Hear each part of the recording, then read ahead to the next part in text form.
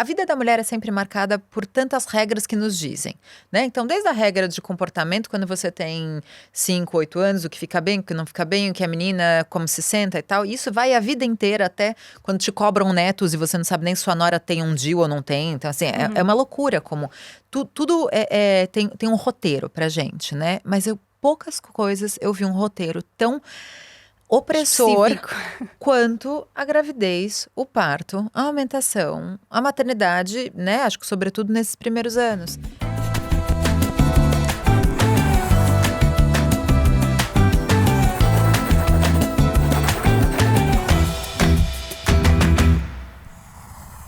Seja muito bem-vinda ao nosso episódio de hoje, em que falamos daquelas frases feitas do tipo: estás tão bem para a tua idade, ou estás tão bem para quem acabou de ter um filho. Comigo, Jéssica Ataíde, e com as minhas convidadas especiais, Catarina Beato, mentora de relacionamentos e autora do blog Dias de uma Princesa, que se tornou uma das referências no espaço digital. Ruth Manus, advogada, professora universitária e escritora, autora do livro Um Dia Ainda Nos Vamos Rir de Tudo Isso e do livro Mulheres Não São Chatas, Mulheres Estão Exaustas. Quero muito ler esse livro. Olá! Olá! Muito obrigada. Também gostei muito desse título. Por estarem aqui hoje. Exaustas, mas estamos, né? Sempre assim. Catarina, tu foste mãe, quer dizer, tens 4 filhos, mas foste mãe em 3 etapas diferentes da tua vida. Portanto, foi aos 20, aos 30. Aos 30, 2 aos 30. Sim, também em fases diferentes, não é? Aos 30 no início e aos 30 mais para o fim. E depois aos 40. 43. Neste 43. Tinha. Bem, corajosa. Já és corajosa coragem, para ir ao segundo, depois ir ao acidente. terceiro, depois ir ao quarto. Fala-me um bocadinho da diferença que tu sentiste dessas etapas e da pressão que tu sentiste provavelmente na tua recuperação pós cada gravidez. Assim, eu tenho, a minha experiência é um bocadinho contrária à expectativa das pessoas. Eu acho que a minha pior gravidez foi sem dúvida aos 24 anos, mesmo a mais sofrida em termos psicológicos, porque mais ninguém tinha filhos. E havia muita coisa do vais ter um filho tão nova e esta questão. E o pai, não é, do meu primeiro filho tinha 19 anos, portanto foi todo um... Eram crianças? Eu não era uma criança, eu tinha perdido o meu pai, eu não era uma criança de todo. E acho que o Diogo também não era uma criança enquanto pai, mas as pessoas viam-nos dessa forma e a gravidez foi sofrida em termos físicos, como se não estivesse à espera daquela transformação. Foi mesmo sofrida em termos daquelas coisas que se vão ver, não é? A tensão arterial, tudo.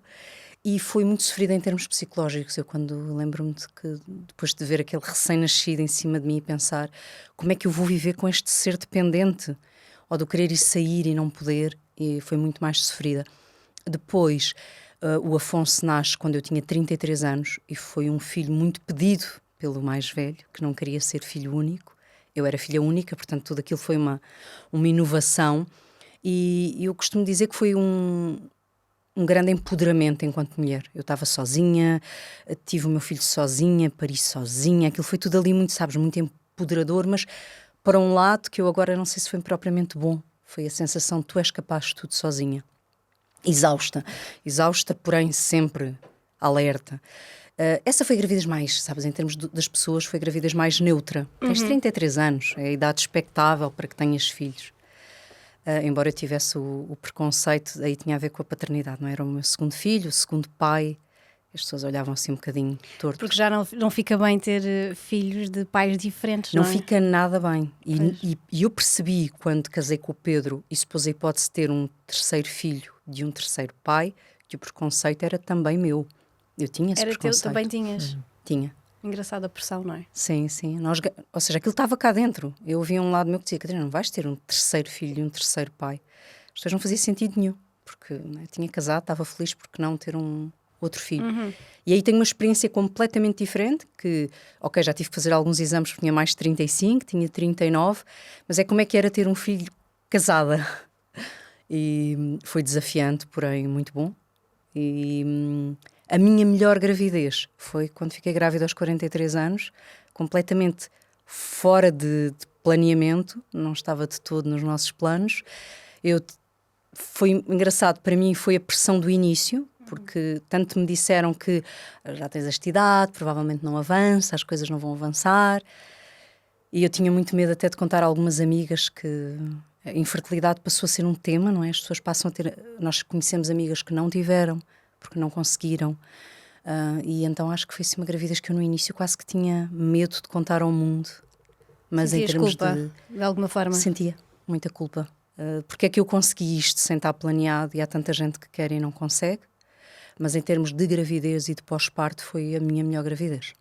Portanto, no fundo, onde tu sentiste mais pressão, provavelmente foi na primeira. Sim, que é a mais maturidade, pressão. quer dizer, como tu dizes, que não eras imatura, mas quer dizer, entrar na maternidade é um choque para qualquer mulher. E eu ainda estava muito permeável. Imagina, se alguém me dissesse estás a fazer errado, eu ainda ouvia aquilo que a pessoa estava a dizer, queria corrigir o que estava a fazer, queria que os outros olhassem para mim e dissessem és uma mãe espetacular. E felizmente isso passou. Portanto, essa pressão foi-se.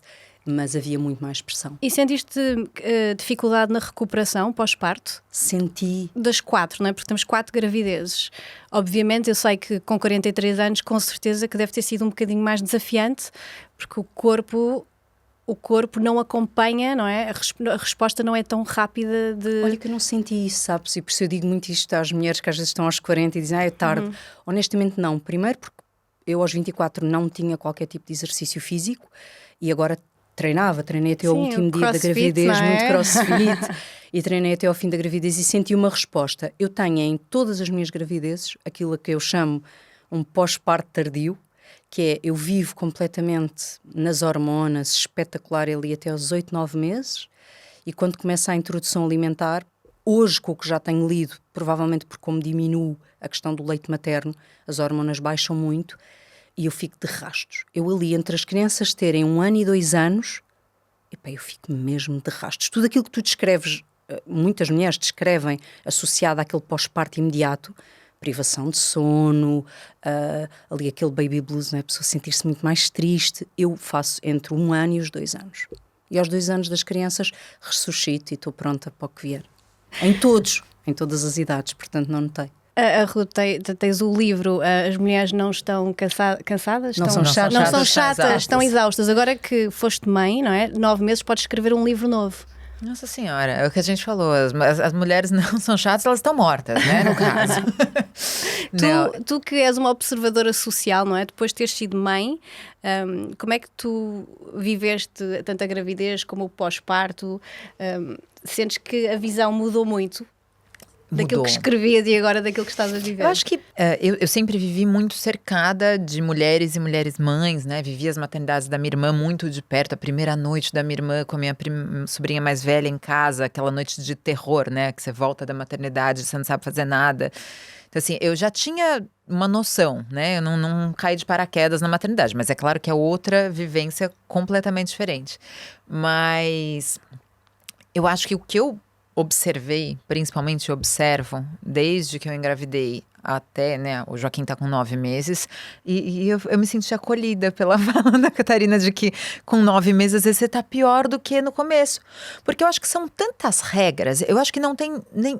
A vida da mulher é sempre marcada por tantas regras que nos dizem, né? Então, desde a regra de comportamento, quando você tem 5, 8 anos, o que fica bem, o que não fica bem, o que a menina, como se senta e tal, isso vai a vida inteira até quando te cobram netos e você não sabe nem se sua nora tem um DIU ou não tem. Então, assim, é uma loucura como... Tudo tem um roteiro pra gente, né? Mas poucas coisas eu vi um roteiro tão opressor quanto a gravidez, o parto, a amamentação, a maternidade, né? Acho que sobretudo nesses primeiros anos. Então, o que eu sinto é que parece que tem sempre as falas do... Sabe o anjinho, o diabinho que vem na consciência? Sim. Mas são as outras mães. Então, tem aquelas mães que falam... Nossa, que a maternidade foi quando elas se encontraram. E nossa, é tudo maravilhoso. Sim, mas isso é romantizar, não é? Romantizar. Exato. Mas atenção, há mulheres que... Aliás, tu, Catarina, foste muito feliz grávida. Eu sou muito feliz grávida. Nas 4? Não nas 4. Vivi gravidezes completamente diferentes. Imagina, eu vivi uma gravidez com 24 anos de absoluta inconsciência que estava grávida.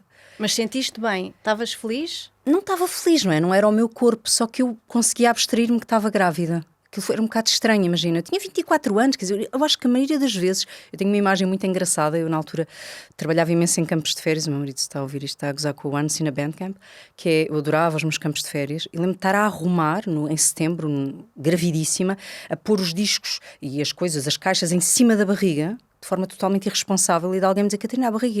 Eu nem me lembrava que tinha uma barriga. Ou seja, não amava, porque estava muito inchada. Quer dizer, aos 24 anos não é suposto eu estar-me a sentir inchada das mãos, os pés, mas era super inconsciente. Depois, no Afonso, eu estava sozinha e eu quase que me matei enquanto mulher. Ou seja, eu não existia, o meu corpo não existia e morri ali um longo período enquanto mulher. Portanto, imagina, não odiava nem amava, mas eu não existia enquanto mulher. Depois, quando voltei a acordar, tratei muito de mim e foi um momento feliz. Da Maria Luísa foi uma gravidez vivida em grande guerra. Eu estava espetacular, vejo hoje, e eu odiei cada alteração do meu corpo porque eu achava que estava ótima antes de engravidar. Portanto, odiei tudo, odiei como estava e não gostei mesmo nada. Agora, da Mariana, eu estava com tanto medo sei lá, da idade, isto já não vai recuperar, que foi aquela gravidez em que eu consegui manter o peso, estar espetacular. E portanto não, mas lá está, eu faço, por exemplo, ao contrário, isto sabendo um bocadinho da tua história, tenho umas hormonas muito amigas, portanto eu sou aquela grávida que fico louca à procura do macho e portanto o meu desejo sexual aumenta imenso durante a gravidez e portanto essa parte não tenho esse ódio. Enjoo muito no início sempre, morro os primeiros 3 meses, mas como já sei que aquilo vai acontecer, aguento.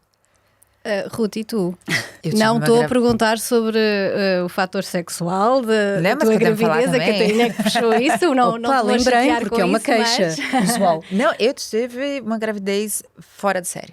Eu não tive enjoo um dia, eu não senti que estava grávida, eu tive um pouquinho de dor na lombar nos primeiros meses, com 34 anos. Mas sentiste pressão de alguém de ter que viver essa gravidez perfeita? Então, aí o que acontecia? Eu tava ótimo, fiz 17 voos intercontinentais, trabalhando, via pra lá, via pra cá, todo mundo falava, mas você é maluca, e não sei o quê. E eu, lindamente, foi só o último mês, verãozão no Brasil, inchada, engordei 22 quilos, aí mas o último mês. Mas sabe qual era o meu problema? Eu acho que aí eu me conecto também com a fala da Catarina, eu não sentia muito que eu tava grávida. Eu via a barriga crescer, mas sabe aquela coisa aquela coisa idealizada, que eu acho que é isso que cobram da gente, que você vai sentir a conexão com o seu bebê e a sua barriga.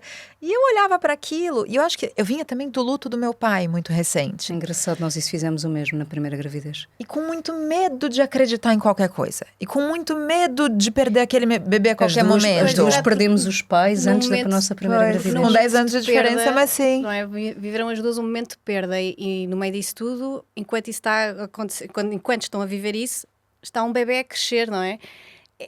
É a morte e a vida. Pois. Mas é a expectativa que exatamente isso, que as pessoas cruzavam-se comigo e a coisa do estás grávida, como é que te sentes? Eu nem me sentia grávida, isto no primeiro. Eu não queria saber que estava grávida. Estava tão desconectada daquilo. Imagina, nós a falar da questão da amamentação. Eu, durante toda a minha vida, dizia que jamais em tempo algum eu ia dar de mamar. Só para saberem quem nos está a ouvir, e quem não sabe, a Catarina tem uma filha com dois e a Maria Luísa amamentou até aos 4, porque a Maria Luísa não gostou do sabor do leite. Foi ela que descobriu que eu estava grávida. Senão acho que ainda dava. Olha, falando em recuperações do corpo, tu sentiste pressão de fora, de terceiros, porque eu sei que tu fizeste uma dieta, se não me engano, 2013, fizeste uma dieta. Sim, na altura, portanto, pós-Afonso. Pós-Afonso fizeste. Fiz. E depois, em 2016, voltaste a engordar e sentiste que tinhas falhado de alguma forma? Pois, porque eu faço um pós-parto maravilhoso da Maria Luísa, mas aquela coisa de ficar espetacular no pós-parto logo, e exatamente como tinha sempre acontecido, aos 9 meses eu estava cansaço, outras questões pessoais, e recorri à comida. Portanto, eu em 2 meses ganho e perco 10 quilos ou 15 quilos ou o que for preciso, é sempre ali os 2 meses. Engordei tudo e eu aí senti-me muito a impostora. Como é que eu tinha andado a vender aquilo durante não sei quanto tempo e agora tinha ganho o peso todo? Mas encontraste depois um sítio confortável para ti, onde conseguiste sentir-te bem, não é? Estamos a falar isto de 2016, estamos agora em 2024. Eu agora estou, imagina, em termos de peso, se calhar estou na altura em que me sentia bem, mas isso para mim deixou de ser um tema. Já não é importante? Não. E perceber isso é que foi libertador, foi perceber que isto não é um tema. E aí não vou negar que o facto do Pedro estar na minha vida e de ser uma pessoa que consegue olhar para mim exatamente da mesma forma, contribuiu muito para que eu também o fizesse. Terapia, claro, mas não vou negar que eu acho que a presença do Pedro e de eu sentir que de facto o olhar dele é exatamente o mesmo, tenha eu mais 20 quilos grávida, não grávida ou menos 20 quilos, isso contribuiu e ajudou. Agora, não no pós-parto, ou seja, no pós-parto sinto que há duas equipas tão antagónicas que uma pessoa é quase como se, pá, qual é que eu quero, não é? Olha, a equipa que diz, não, temos direito e estamos ali quase obesas, e obesas no sentido de, uma vez que eu queria dizer era, sabes, não queres saber mesmo de ti e entregas-te quase a uma apatia total e que achas que isso é suposto, e a equipa do tens que parecer a mulher mais fit do mundo ao fim de 2 dias de teres parido. E há um lugar aqui no meio, não é? Há aquele lugar em que eu não estou desinteressada de mim, mas também não sou escrava do meu corpo, ou mesmo há mulheres que não são, atenção, há mulheres que não são escravas do corpo e que acontece naturalmente, ou que dentro da vida que elas levam, aquilo faz sentido. Sim, mas não é a apatia. Não podemos criticar quem também o faz. Não tem que ser, mas eu as duas equipas defendo, só que são as duas equipas que aparecem, por exemplo, no mundo digital. É exatamente isso que eu escrevi sobre isso outro dia, porque o que a gente vê ou são as mães fit, que estão maravilhosas logo na sequência, ou é o body positivity do tipo, aceitei minhas estrias, aceitei minhas maminhas mais caídas, e que eu acho maravilhoso quem consegue qualquer um das dois. Só que eu diria que 80% das mães está no meio de caminho que não consegue aceitar, como eu ainda não voltei pro meu corpo, e ao mesmo tempo, a gente não é criada para aceitar. A gente é bombardeada de informação para achar que a gente não está bem o suficiente. Mas porquê é que isso acontece? Porquê é que as mulheres ainda têm que ouvir tanto não fica bem engordar depois de ter um bebê, não fica bem deprimir depois de ter um bebê, não fica bem, lá está, amamentar em público ou... Mas eu acho que não fica bem, por exemplo, a questão do corpo. Não fica bem aquilo com que tu não te sentes bem. Ou seja, imagina, eu vivo muito bem com mais peso, mas chegar com as minhas análises e perceber que tenho ali, imagina, o colesterol elevado, se isso começou a interferir até com a minha capacidade cardiovascular, porque adoro treinar, isso incomoda-me. Agora nós temos, lá está, estes 80% que temos que perceber nestes 80% é como é que nós vivemos bem, mesmo que não tenhamos aceitado. Ou seja, como é que eu gosto de mim, mesmo que queira mudar. E este lugar, quase de respeito pelo nosso corpo em todas as fases, é que é desafiante. Porque nós não vamos caber ali nestes extremos. Esta coisa do body positive é muito bonito, desde que não seja camuflado, sabes? Mas, por exemplo, no Brasil... eu acho diferente. É mais difícil, não é? Então, e não é, né? Eu brinco que é maravilhoso morar em São Paulo, porque São Paulo a gente tá longe da praia, né? Então a gente consegue se esconder embaixo de roupa o ano inteiro. Deus me livre de morar no Rio de Janeiro, né? Aqui a gente ainda tem uma distanciazinha da praia, mas no Rio de Janeiro tô fora. Mas eu acho que aí a gente desce uma camada mais profunda, né? Que é a visão... As mulheres hoje, todas estamos no meio de trabalho, emancipadas aqui, conversando, dando opinião, falando de vida sexual, falando de corpo. Mas existe ainda um denominador comum muito forte, que é econômico, né? Que é financeiro, que não quer que a gente esteja totalmente emancipada. Porque se nós estamos morrendo de culpa, porque não estamos trabalhando tão bem porque somos mães, ninguém pede aumento. Né? E se nós estamos morrendo de culpa porque nós não fizemos a alimentação BLW para as crianças, que ela pega um brócolis, enfia até na orelha e não sei o quê, e você vai se colocando tantas tarefas a mais, e vem o corpo, e vem ser boa mãe, e vem ser boa profissional, a gente está se sentindo em dívida com tudo. E a gente, como mulher, se sentir em dívida perante o marido, em dívida perante o filho, perante o trabalho, perante tudo. Tem um grande interesse, né, do patriarcado por trás disso. Há um fator de manipulação. Se a gente sente que não é mãe boa o bastante, a gente está pedindo desculpa na escola, a gente está pedindo desculpa pro filho, a gente está pedindo desculpa pro marido porque a casa tá amazona, a gente está pedindo desculpa pros pais porque, olha, não consegui arrumar a casa porque vocês vêm no fim de semana. Você está pedindo desculpa no trabalho porque você tem que sair no seu horário para levar um filho no pediatra. E mulheres pedindo desculpas e não se sentindo no direito de ter mais dos companheiros, mais do salário, mais dos patrões, mais de tudo, a gente está a serviço do patriarcado. E o patriarcado é muito maior, é mais forte do que a gente vê no dia a dia, porque a gente sente que está emancipada, mas não está. Vocês as duas, faço esta pergunta às duas, que é, a partir do momento que voltaram a trabalhar depois de ter tido um filho, sentiram em algum momento uma pressão de terceiros para estarem outra vez no ativo, a trabalhar, recuperadas fisicamente e emocionalmente? No teu caso, tens 4 exemplos, no teu 1, mas sentiram essa pressão de alguém, tipo, ok, bora lá, tiveram um filho, mas... Sabes que eu tive isso no primeiro de uma forma tão forte, porque eu estava no auge do que é suposto tu fazeres um caminho profissional, não é? Tinha, imagina, 25, 26 anos e, portanto, o que é suposto? Eu senti tanta pressão, tive tanta consciência disto que eu estava a falar, que era, imagina, eu tenho um chefe que tem uma frase que me marcou para a vida, isto de uma forma positiva, porque eu despedi-me naquele dia, que eu digo que tenho que sair mais cedo porque tenho que levar o meu filho à escola, e a frase é, então, mas a mãe não pode levar, a avó, sempre a avó, quer dizer, esta função como as avós, como se primeiro se as avós não tivessem vida, depois como se a avó fosse quem vai criar um filho. Não, a avó obviamente é uma alternativa ou é uma ajuda, mas suposto sou eu mãe, sou eu pai, não é? Somos nós. E ele pergunta, eu digo, não, mas eu quero ir. Sou eu que quero ir à consulta. E ele sorri de uma forma assim, sabes, super condescendente, diz-me, as mulheres têm mesmo que aceitar as suas limitações. Pá, e eu disse, são 5 minutos, escrevi a carta. Vamos mandar o podcast, o episódio, e eu escrevi a carta, despedi-me naquele dia, e eu lembro que na altura já tinha o blog, e lembro de escrever sobre isto, que é, eu vou passar a dizer sempre a verdade nas minhas entrevistas de emprego. E quando diziam, está disponível para um horário, não sei, eu não estou. E depois é que eu chocava-me, não é, por um lado, porque eu deixei de ser, as pessoas olhavam para aquilo e diziam, está louca? Como é que ela diz isto? Eu quero ir buscar o meu filho à escola. Por um lado, eu não vou negar, não é, que era frustrante para mim, porque era suposto eu estar num emprego. Por outro lado, tornou-se quase um desafio, quase uma análise social engraçada. E quando o Afonso nasce, eu ganhei muita coragem para dizer não. O emprego tem que servir a minha família. Eu estava sozinha. O emprego tem que servir a minha família e não sou eu que vou servir os empregos. Nós não vamos ceder. É o problema, porque as mulheres, não é, entre cuidadoras dos miúdos, não é, tens a tua casa, tens um casamento ou namorado ou não tens tanta responsabilidade que chegar a todo lado, lá está, como tu dizias, estamos constantemente com peso na consciência que estamos a falhar. Não é? Sim, mas eu quando escolho não chegar a todo lado, repara, a pressão até vem da minha mãe, que é outra mulher, que é filha, mas e agora, tipo, a tua carreira, o teu trabalho? Eu disse, está bem, mãe, há de aparecer um trabalho que seja coerente.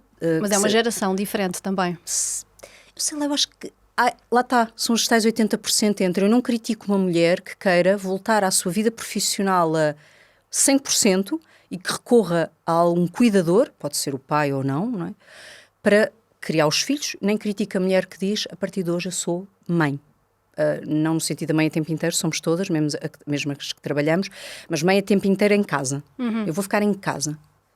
Isto é ótimo, mas 80% estamos no meio. E sabe o que eu acho que é o maior problema? É que a gente atravessa uma fase da evolução da humanidade, na qual nós estamos no mercado de trabalho, mas nas cúpulas ainda estão homens. E homens não são mães. E ser pai, eu tenho uma amiga minha que diz, nossa, se eu fosse pai, eu queria ter 5 filhos, mas como eu vou ser mãe, eu não quero nenhum.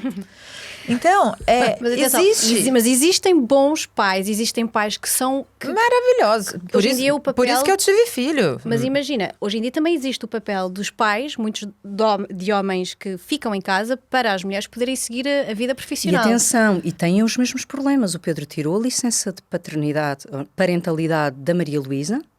Portanto, foi ele que tirou aquele período porque eu estava a recibos verdes e precisava de continuar um trabalho e foi penalizado no seu emprego. E de que maneira? Porque tirou os 6 meses. Não, sem dúvida nenhuma, isso. Meu marido está com o Joaquim agora para eu estar aqui e se não fosse esse tipo de pai, eu também nem cogitaria ter filho. Mas o que eu acho interessante é que nessas cúpulas, em geral, né, eu acho que a gente... Eu tenho um livro também chamado Guia Prático Antimachismo, no qual eu sempre falo, existem exceções, mas a gente precisa falar sobre a regra. Né? Se a gente ficar dando muito espaço para as exceções, a gente está valorizando 10% de homens que fazem, como a gente diz no Brasil, parabéns pelo mínimo, né? Não mais que a sua obrigação. Não. Que são é a sua 50%. obrigação, ponto final. Esta coisa de louvar os homens que são bons pais, não, porque eu acho isso estúpido. Quando vem uma criança, a criança é dos dois. Nós podemos louvar a exceção num sentido de exemplo do que deveria ser a regra. Isso eu acredito, isso eu acho que sim. Mas há a obrigação de um homem quando decide ser pai, ponto final. Mas esse homem que foi pai a sério, neste sentido pai como equipa, pai como tu és mãe, não está na cúpula do poder. Não está. Exato, Não eu é acho esse que o pai que eles, tá lá no eles topo. também fazem caminhos marginais. Pois fazem. E aí o que acontece é que os nossos trabalhos como mães são avaliados, tanto em performance como bônus, por alguém que não faz ideia do que a gente passa. Do que é ceder. Para aproveitar mais uma história em comum, eu fui mandada embora, né, de um dos maiores jornais portugueses, depois de 6 anos trabalhando, quando o Joaquim tinha 6 meses.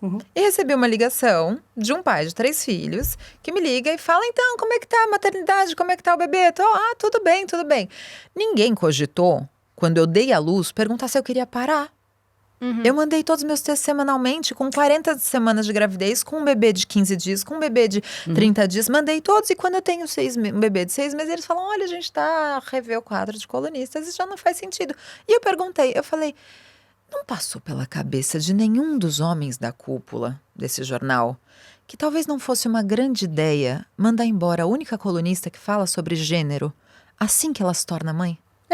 Eu acho uma belíssima contradição. Não passou na cabeça de ninguém. E ele falou, não, vou conversar com os meus colegas. Aí volta pra mim e fala, não, a Ruth fica até quando for confortável. Eu falei, não preciso ficar.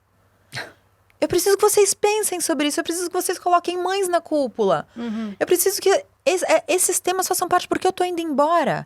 Mas vão ficar dezenas, centenas de mulheres na estrutura de vocês que vão passar pela mesma coisa, porque a cúpula é a mesma, é masculina, e não põe nem a mulher, nem a maternidade em questão. Eles não leram o teu livro, não é? As mulheres não são lê. chatas.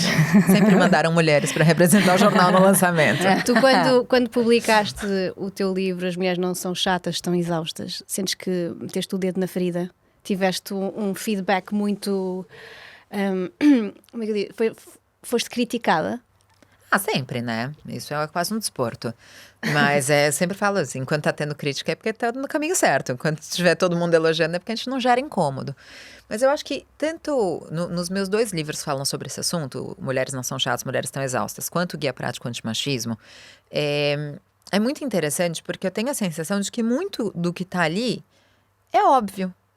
E a Nana, que é a minha editora no Brasil, ela falou, Ruth, se a gente quer furar a bolha, a gente não pode presumir que nada é óbvio. Porque as pessoas não têm tempo para pensar. Não é que as pessoas são menos inteligentes ou menos cultas, não é isso. Mas como o meu trabalho é pensar a situação das mulheres, é pensar o cansaço, é pensar o machismo, é pensar o patriarcado, né? E como advogada também, eu tenho tempo para organizar essas ideias. E muitas vezes quando a gente fala, né, tem um texto dentro do Mulheres Não São Chatas, que fala da farsa do sucesso 360 graus. Que a gente vende para as mulheres que existe um sucesso 360 graus. Que você acorda bem disposta às 6 da manhã, faz uma corrida, 5 quilômetros, ouvindo uma música, volta, toma uma ducha, acorda a criança com um beijo, coloca o uniforme da escola, prepara um café da manhã saudável, toma café com seu marido, dá um beijo, passa, deixa a criança na escola com lanches, né, bio, não sei o quê, alimentação perfeita, as lições feitas. Aí você chega no seu trabalho, você é uma super líder, você lidera, mas todo mundo te adora porque você não é boss, né? Porque a gente, né, se você manda demais, você é boss, se você não é uma líder nata como é um homem. E aí você lidera as pessoas e todo mundo te adora, você assistiu as séries e os filmes últimos para dialogar com os seus trainees que têm 19 anos. E você... E assim Tens que saber, eu adoro quando me perguntam qual foi o último filme que viste e penso, não me lembro. Eu vi os filmes, mas não me lembro. E não para, porque aí você tem que dar atenção pros seus pais, aí você chega, você tem que ter uma vida sexual saudável, aí você tem que ter tempo para ler um filme, colocar seus anti-rugas. E a gente persegue esse sucesso, mesmo que a gente saiba que ele é inviável.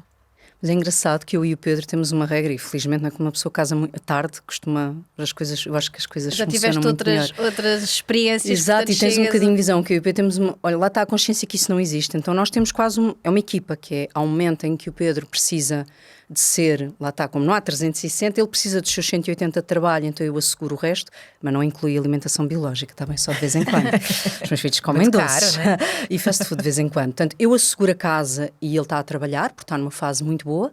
Há fases em que eu tenho oportunidades, então o Pedro faz a parte da Trabalham casa. bem em equipa. Trabalhamos muito bem em equipa, respeitando que há momentos em que, por exemplo, eu digo-lhe, Pedro, agora preciso, ou porque tive uma oportunidade. Então o Pedro assegura tudo o que tem a ver com a casa. E eu faço o contrário, mas lá está, nós temos que ser 2 para assegurar este 360, que não é 360 de certeza, porque não é perfeito. Eu às vezes brinco, agora há assim uma trend, não é, como se chama no Instagram e nos Reels e nos TikToks, que são as mulheres que mostram tudo o que fazem antes dos filhos acordarem. Sim, tudo. Tudo. E eu acho elas levantam-se às 4h30, fizeram exercício, tomaram o seu batido não sei quê, tomaram banho, maquilharam-se e depois é que vão acordar os miúdos já com o pequeno almoço dos miúdos feito. E depois há a trend contrária, não é? Que são as mães que dizem tudo o que eu faço antes dos meus filhos acordarem estão a dormir. Eu faço parte do clube que não abre um olho antes dos meus filhos acordarem e como eles agora já fazem o pequeno almoço, nem depois. Mas eu pergunto-me isso, que é, nós podemos ser 360 se formos uma equipa, somos uma aldeia, não é? Como se diz. Era aí que eu queria chegar, porque tu trabalhas com casais, não é? E esse trabalho começa, digo eu, com o eu, antes de chegarmos ao nós, não é? Quando tu estás a ajudar os casais a gerir este mundo de louco em que estamos, não é? De chegar a todo lado, e neste caso estou a falar mais direcionada às mulheres, quando tu dás esse apoio, o que é o teu maior foco? Olha, o meu maior foco, por isso é que adorei, o meu maior foco é a frase da Ruth, é o título do livro da Ruth, que é: tu não és chata, tu estás muito cansada. Agora, nós felizmente estamos num momento em que somos empoderadas, em que podemos, o foco está aqui, que é da nossa responsabilidade começarmos aqui esta luta, não é? Nós não podemos deixar ficar exaustas e temos que ser chatas o tempo que for necessário. E, portanto, tem muito a ver com o eu, ou seja, há muitas mulheres a culparem-se por não chegarem a tudo, a achar que os maridos, os namorados, os outros pais, ou outras mães, porque também há, não é? Às vezes são duas mães. Exatamente, sim. E às vezes, ou dois pais, só que a verdade é que um toma um papel. Há aqui um que toma sempre o papel, como se nós disséssemos, o papel do cuidador. E a verdade é que temos mulheres que de repente são cuidadoras dos filhos, cuidadoras dos maridos como se eles fossem crianças. Obviamente deixaram de desejar aquelas criaturas, porque não se desejam filhos, não é? Lamento. E portanto elas têm a parte como mulheres e como desejo sexual morto, porque não vão desejar um homem que acordam, a quem fazem as refeições e a quem dão ordens específicas. São mães também, claro. Dão-lhe ordens específicas como tomar contas dos seus filhos? Não. Só que isto é uma ruptura. Imagina, eu tenho casais em que a única coisa que expliquei foi à mulher, com o homem presente, obviamente: desculpe, seu marido sabe acordar sozinho. Ela, não, se eu não for lá, ele não ouve o despertador.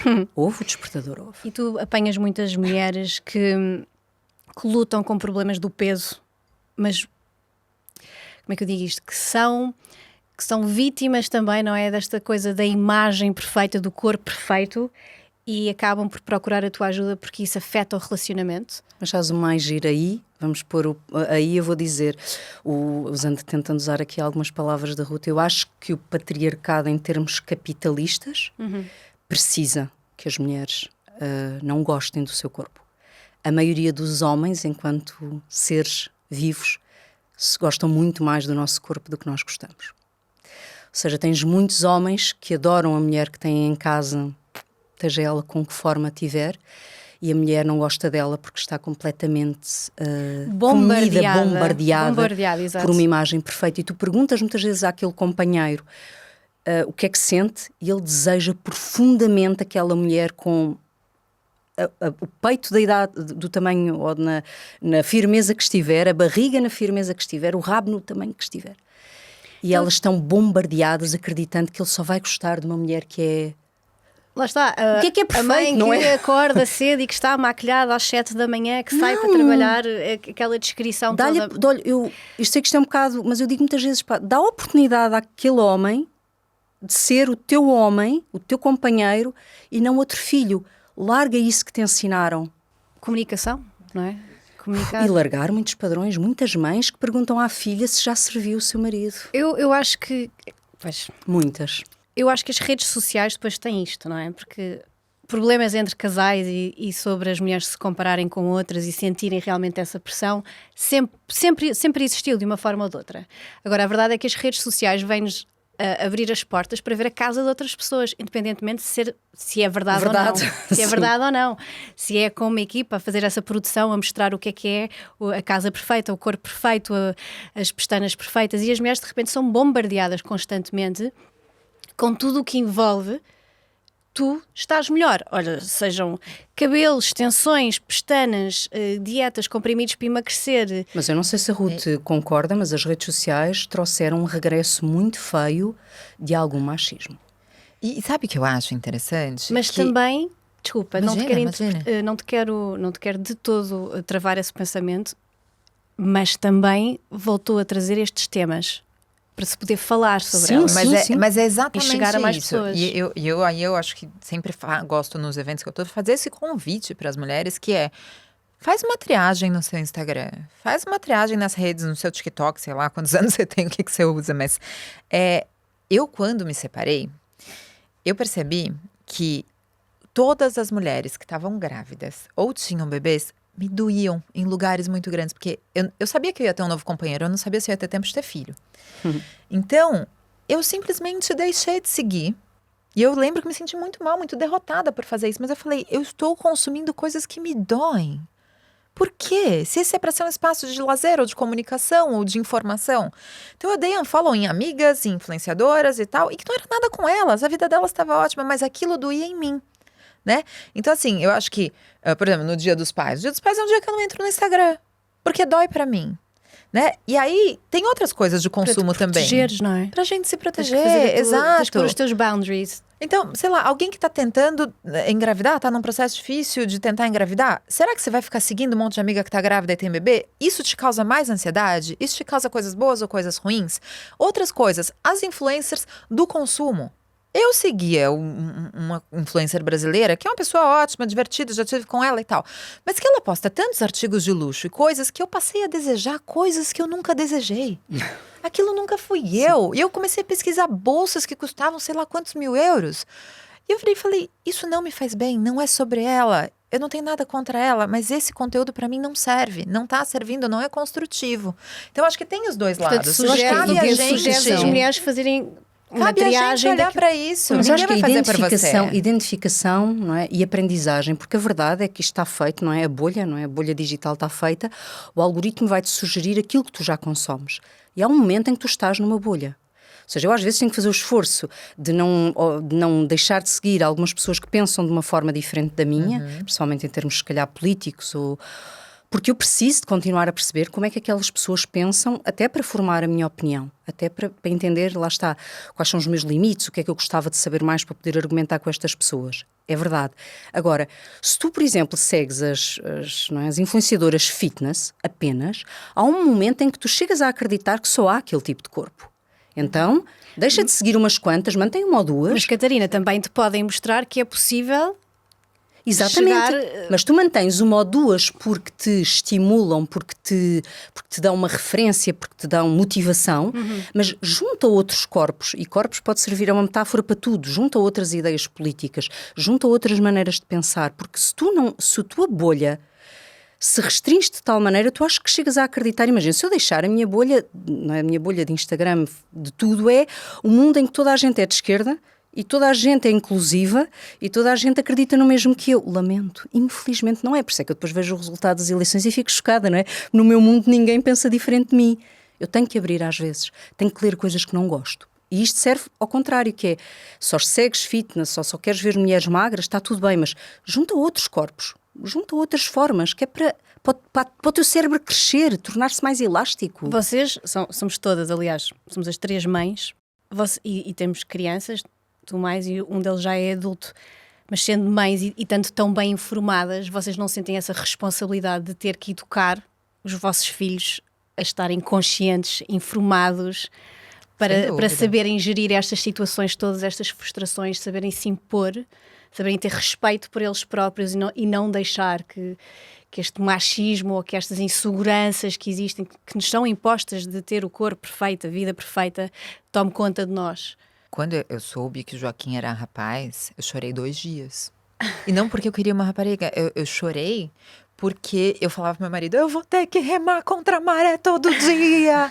Ele vai querer videogame de tiro, ele vai querer brinquedo de arma, ele vai falar que mulher não joga bola, né? E eu sempre fui do futebol.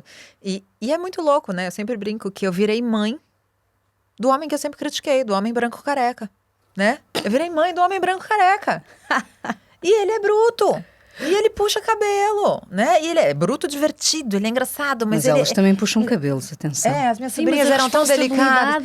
Exato. Olha, E aí? eu tive sorte que eu tive 2 rapazes delicados e 2 brutamontes. Olha, nesse pronto. sentido, estereotipado, não são nem uma coisa nem Mas outra. aí tocá-los a passar esta informação, não sentem esse peso? E essa preocupação eu tenho o tempo todo. Ele tem 9 meses, mas eu já tenho muita preocupação com a quantidade de presentes, né? Acho que a gente tem isso com todas as crianças. A quantidade de consumo. No aniversário dele eu já falei, eu não quero presentes. Eu quero doações para o padre Júlio Lancelotti, que é um padre que vai alimentar morador de rua, travesti na rua. É isso que eu quero. Não quero presente para o Joaquim. Porque ele já está num ambiente de tão privilégio. E ele já é um homem branco, né? Que está crescendo com cabelo loiro, um olho que ainda está meio esverdeado. Eu falo, caramba. Então, eu acho que tem um papel sim como mãe, mas eu acho que a gente tem que, primeiro, o exemplo é o pai. Né? A gente é mãe educadora, mas assim, se o pai não for exemplo, e aí, né, eu escolhi um parceiro que é um exemplo que mas eu não tenho que toda criticar. A gente tem essa sorte. É isso. Mas eu acho que a gente não pode jogar toda essa responsabilidade nas mães, né? Eu acho que essa educação vem de modo geral. Quantas vezes a gente ouve algum homem falar assim: ah, mas o que eu posso fazer para ser menos machista? O que eu posso fazer para ajudar as mulheres? Comece por não me pedir para te educar.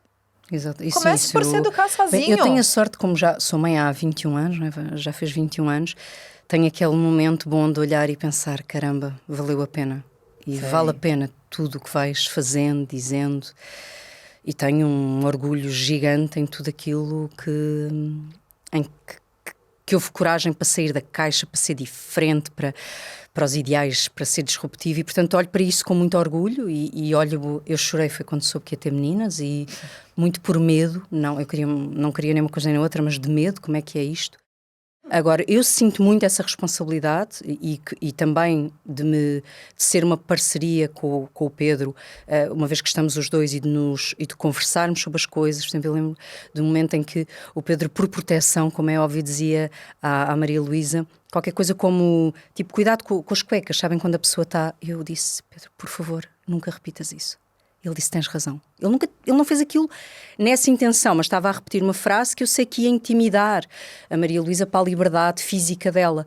E poder com o Pedro alinharmos a forma como educamos e como passamos estes valores tem sido maravilhoso.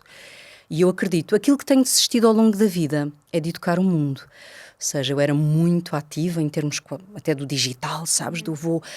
Eu hoje vou, por exemplo, ainda agora... Hoje escolhes paz. E não escolhi paz, por exemplo, imagina, agora com a nossa Miss Universo, eu pus imensos likes e deixei comentários e aquilo foi todo um banho, não é? Um banho de retorno de algumas frases magníficas e que o meu primeiro impacto seria, vou-te explicar como é que isto é, e bloqueei apenas. São escolhas, lá está. Prefiro. E não higiene digital que temos que fazer. Sim, a higiene digital, eu não vou deixar de apoiar aquilo em que acredito, eu já não acredito que posso mudar a mente de todos os e as malucos que me aparecem. Em relação aos meus filhos, mantenho e sou muito feliz por perceber que, ok, vamos no caminho certo. Ruth, para quem nos ouve, o que é que fica bem responder quando uma mulher ouve? Estás tão bem para...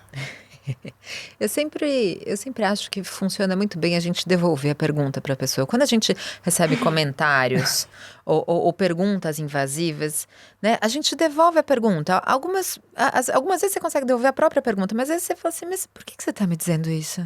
Mas por que você está me falando isso? Mas, né, em que momento meu corpo entrou em questão? Né? E eu sempre sugiro também... quando as pessoas falam sobre corpo, sobre entrar na vida dos outros, devolve perguntas sobre felicidade, sabe? Eu gostaria que as pessoas me perguntassem, você tá feliz? Você precisa de alguma coisa? Essa é a pergunta que se faz para uma mãe. Né? Posso te ajudar com alguma coisa? Você tá bem? Você tá feliz? Você quer conversar? Então, acho que quando alguém vira e fala, né, sobre o nosso corpo, você tá tão bem? Fala assim, e você? Como é que você tá? Em termos de saúde mental, tá bem? Claramente. Tá feliz? Tá com a terapia em dia? Mas há pessoas que dizem que não é por mal, atenção. E não é. Mas não custa nada educar as pessoas também. Mas eu acho que é isso, essa coisa de que a pessoa não falou por mal, a pessoa é de outra geração, a intenção era boa. Se a gente nunca coloca a pessoa em confronto, e quando eu digo confronto, eu não estou dizendo que é uma briga, que a gente vai, né, levantar a voz, mas se a gente não coloca a pessoa em confronto, como aconteceu naquela minha rescisão, quando ele fala, olha, né, a gente adora você, parabéns pelo filho, mas estamos te mandando embora, e eu pergunto, vocês já pensaram no que é mandar embora a colunista de gênero logo que ela tem filho? Não falei, eu não vou embora, eu não quero ficar, eu vou denunciar. Não falei isso. mas vocês já pensaram sobre isso? E ele falou, não. Então tá, então agora vocês pensam. A partir de agora, na próxima mulher que vocês forem mandar, vocês pensam. Né? E eu acho que é isso. Mas eu tô questionando sobre o seu corpo, tô te questionando sobre, né, ficar perguntando sobre, como é que foi seu parto? Tem momentos e momentos, estamos aqui nós três falando sobre maternidade, perguntar sobre parto, legal. Você tá na fila do caixa do supermercado, você tá num restaurante, num almoço de trabalho, perguntar sobre o seu parto? Não, meu parto não é muito pauta de almoço de negócios, vamos falar sobre outra coisa. Né? A gente tem que colocar as pessoas em confronto com aquilo que elas fazem de invasivo. E, Catarina, o que é que fica mesmo bem para um casal ter uma relação feliz e duradoura? Serem uma equipa, conversarem sobre isso, viverem a liberdade. Nós não temos que ficar juntos para tudo sempre, portanto, eu acho que viver essa liberdade permite que as pessoas façam escolhas, saberem pôr os limites e sermos. Eu acho que se nós experimentássemos dizer mais vezes a verdade, o que é que realmente sentimos, o que é que realmente precisamos, as coisas eram muito mais fáceis. Mesmo, por exemplo, estamos a falar disto do pós-parto, quando te perguntam, estás bem? Nós somos educados para dizer que sim. Eu costumo dizer que nós somos todos educados numa noite de Natal, em que te dão a prenda que tu mais odeias e tu dizes, que lindo! Experimenta dizer a verdade, o meu exercício que não é fácil, experimenta dizer sempre a verdade sem seres ofensivo. É um bom conselho. Costuma resultar. Diz que, olha, preciso que me faças uma lasanha. Eu não posso partir, se faz lá a casa, que me faças uma lasanha e me laves a roupa. Podes conhecer do supermercado. Era um bom plano. Não achas? Acho ótimo. Elas estão cheias de dicas, atenção, estão cheias de dicas, podem ouvir exatamente por aí. Quem nos ouve, partilhem as vossas experiências ou dúvidas com o hashtag #WellSFicaBem nas redes sociais. Estamos de volta em breve com uma nova conversa, um novo tema que parece que não fica bem falar de, mas fica.